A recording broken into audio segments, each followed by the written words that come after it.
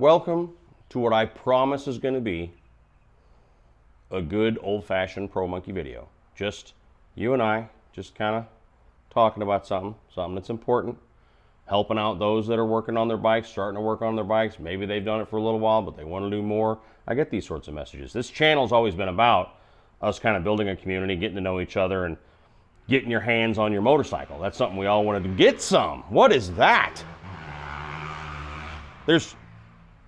That's water. What the hell? I'll be back.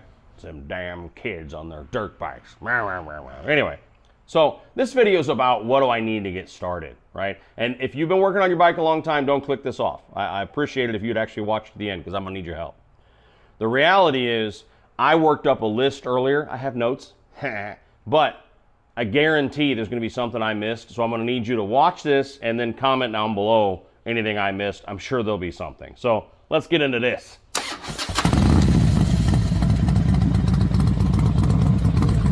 So, don't judge what you've got tool-wise in your tool chest by what I got, okay?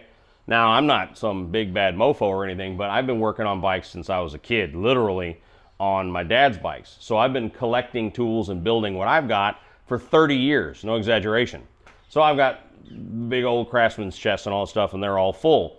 Also, don't obsess about brands. I don't believe in that crap anymore. I grew up believing, and because I was told this, that the only tools that were worth having were like Snap-on off a truck or Craftsman you bought at Sears or, you know, that sort of stuff. Well, times have changed. You know, Sears I don't think exists at all anymore, or if it does, it's that big. Craftsman's now sold at Lowe's, but only the power tools. No, they have hand tools, don't they? Yeah. So, I mean, like, it's just not what it was. So I wouldn't obsess over that. Even my stuff at one time was all Craftsman. Now it's like, this is a good deal.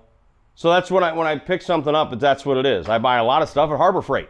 Harbor Freight stuff is fine. It does fine. The toolkit that I carry in my truck, yes, I'm a dork. I have a toolkit that's always in my truck and another toolkit that's always in my RV. Pretty much duplicates of each other. Anyway, that's all Harbor Freight, you know, or Amazon. Some of the stuff's Amazon. What we're gonna do is go through a list of what I think you need to get started, and that's why I asked earlier, the dudes who've done this for a long time, watch if you would, and comment down below anything I've forgotten. I think I got a decent list, but I guarantee I missed something. And I have a couple samples set out to kind of show. But number one, screwdrivers. I know, like, are you serious? Yeah, screwdrivers.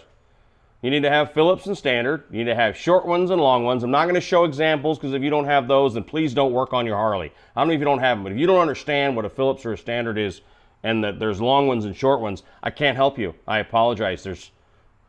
Just pay them whatever labor they want at the shop. Anyway, not to be mean, just, you know, is what it is. Allen/hex head. I've always known it as an Allen bit. It's called a hex head for some reason now. I don't know why. Someone else said it's called a socket head cap. It's an Allen. It's been an Allen since the dawn of time. That's what it is. And I'll show you the bits I'm talking about, but you need, I'm gonna read my notes here, make sure I do this right. You need both keys, the old-fashioned L-shaped guys that probably the first one you had ever owned was a key. You need Allen keys because sometimes the angle's not friendly. I just did a transmission cover the other day, was all excited because I had a new Allen bit set with the small ones that are, you know, 1/4 inch ratchet, blah, blah, blah, blah. Still needed a key because it wouldn't quite fit. So have bits and keys and T-handles. We'll get into that a little later. But I bought this set. I've talked about this a bunch of times. That's how good this thing is. No relationship. They don't know me from frickin' Adam. But I got this on Amazon. Now, I'm actually put my phone away. The reason why this set is so awesome is it has every size. I mean, we're talking super big ones like you might use to take a cap off a fork if you're changing a spring or oil on, all the way down to teeny tiny ones, the metric and standard. Now, this set has bits, I believe, even as large, actually I know that, they're 1/2 inch, you need a 1/2 inch ratchet, all the way down to the tiny ones are 1/4 inch, right? This is fantastic, and if you don't know what a hex head is, I'll show you. It's that's a hex head. So, Allen head, whatever.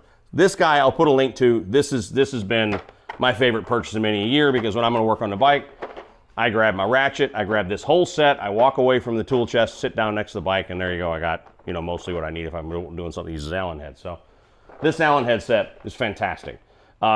Again, you need keys and bits, and again, you're gonna need all 3 sizes of ratchet, a 1/4 inch, 3/8, and 1/2 inch. Jumping all over my list already. So you're gonna need standard and metric, and again, T-handles. This is actually a Torx, but this is what I mean. You need a set of these. There are times in life where these are better. This is Harbor Freight, and yes, it's a Torx, but still, what I'm talking about is this is a T-handle. You need this set, in both standard and metric.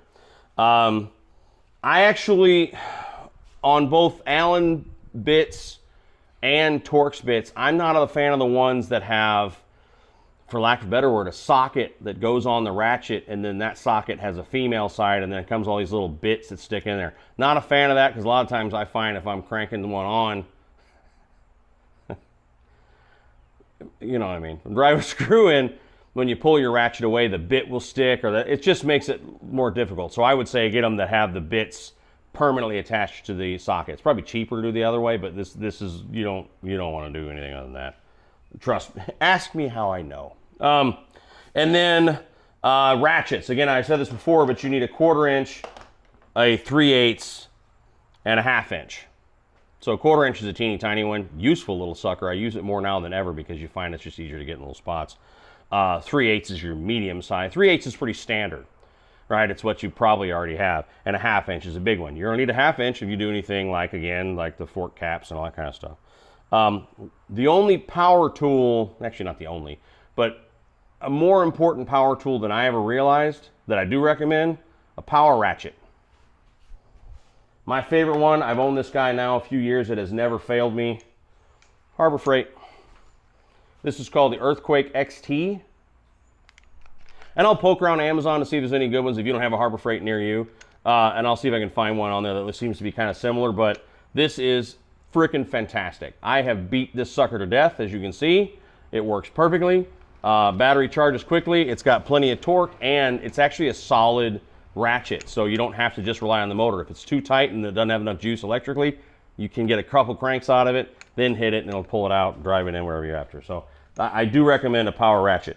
I would also say, for your sanity's sake, I would get adapter bits, and those are bits that go on your 1/2 inch ratchet and make it a 3/8, or a 3/8 and make it a 1/4, or even the other way around. The reason why is I've had times where I'm like, where the hell is that ratchet at? What size is this? And use an adapter or whatever, and sometimes it's just, maybe you might want to put a little more torque on that bit. So you want to use a 1/2 inch ratchet with an adapter down to 3/8, and then you can get some more ass on it. You know what I mean? That kind of thing. So, sockets.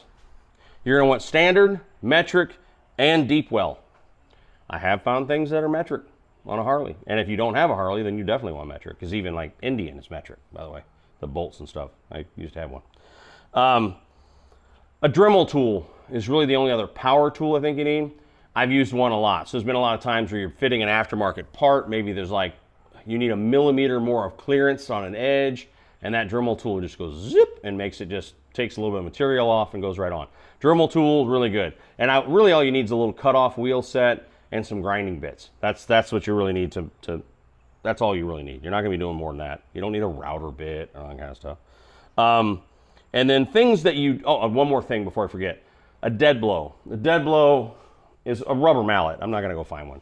So if you buy it at Harbor Freight or wherever, it's a big rubber red thing. It's a soft hammer, and the edges are soft so that when you hit something, it doesn't scratch it. So you're not gonna use a hammer or a ball peen to drive in say an axle or something into a wheel, because you'll end up marring up the edge of that axle. You want a dead blow, which is have rubber edges so that when you hit it, it just softly taps in. So dead blow. Things that you don't need. This might be controversial. Don't mean it to be, but it might be. A full bike lift. I know, you're all yelling right now. I use a bike jack. It's all I've ever had. I've never had an actual full-length bike lift. Never owned one, and it's never been a problem. So I'm telling you, a bike jack is okay 99% of the time. I built my chopper, took it all the way down to the frame, every motor out, everything, and built it all back up by ratchet strapping the frame to a bike jack. I did not have a lift. Would it be easier? Sure. But a good lift is $1,500, right? A good lift. You can buy the Harbor Freight one, which I hear is okay, but I probably wouldn't if I'm putting my 15, 20, 30, 40, 50, $60,000 motorcycle on it. I just would kind of like want one that's, you know, Amsoil Adam talks about lifts in one of his videos. Now, as far as what kind of jack, I right now have a JNS. JNS is a very small company. It's a very expensive jack, but it's really good. I think it's 800-ish. Yeah, but you can get one at Harbor Freight that has, you know, a 1,500 pound capacity. You could buy Craftsman's. I had one of those for a long time. It actually did wear it out, but it did the job for many, many years. So a Craftsman bike jack would be fine too, but I don't think you need a lift. If you want one, fine. I don't have room for one, right? So anyway, power tools. You don't really need power tools for working on a motorcycle. So if you don't really want to go out and buy, you know, an expensive Milwaukee, you know, 20-volt kit. That's not really going to be something you're going to use on your bike very often, unless you're doing building, like you're actually taking a bike down and putting it back together. Then yeah, you might need to route out a hole with a drill. You might need to use an angle grinder or something to take some material off. I did that on an earlier video on the chopper and all that sort of stuff. So unless you're doing that, you don't really need power tools. This is mainly a hand tool thing to put stuff in your bike. You don't really need an impact. Maybe if you're taking the rear axle off, but even then you can figure a way to torque her on. You don't need it necessarily for that. And also an impact wrench is there's no feel to it. It just drives that sucker on until either it snaps or the impact wrench runs out of ass. So, you know, not really a thing. An air compressor / air tools. Again, unless you're doing bike building, you're doing a lot of grinding and cutting on metal and stuff, you don't really need that. I think you're fine with hand tools, again, 99.9% of the time. Just my opinion, but my opinion goes with a decent amount of experience. There's more experienced dudes out there, of course, but I mean, I've done almost everything you can do to a modern Harley, and a lot of them that are quite a bit older. So I've done body changes and all that sort of stuff. You're gonna see me do another one here pretty soon, wheel swaps and air cleaner and exhaust and, you know, all that kind of stuff, lighting and all that sort of stuff. There's a lot of little supplies that I might do in a separate video, like those little connectors, wire butt connectors, that when you put them in and you hit them with heat, the solder melts and the rubber coats the wire. Those are really cool. Little supplies like that I might get into. One supply I'll tell you right now you're gonna need in addition to all these tools, 6 million zip ties. I mean, Harbor Freight, dude, what are they, like $2-3 for a giant pack? Clear the shelf in your arm and walk out with them, because you're going to use a lot of them. I probably would buy 2 of those giant packs, throw them in a drawer, because you're going to use them. Every time you do anything wiring related, you're going to be cutting off zip ties, you need to put them back on. You need to use new ones. So anyway, there you go. Comment down below. Those of you who know better than I do, which there are quite a few, comment down below anything I missed, anything I said you need and you don't think you do need, or if you disagree, oh my God, I think those little bit sets that are multiple pieces are the best thing on earth. All right, comment that down below. But that's what I think you need. I hope it helps out. Love you all to death. Take care of each other out there. We'll talk real soon. Bye.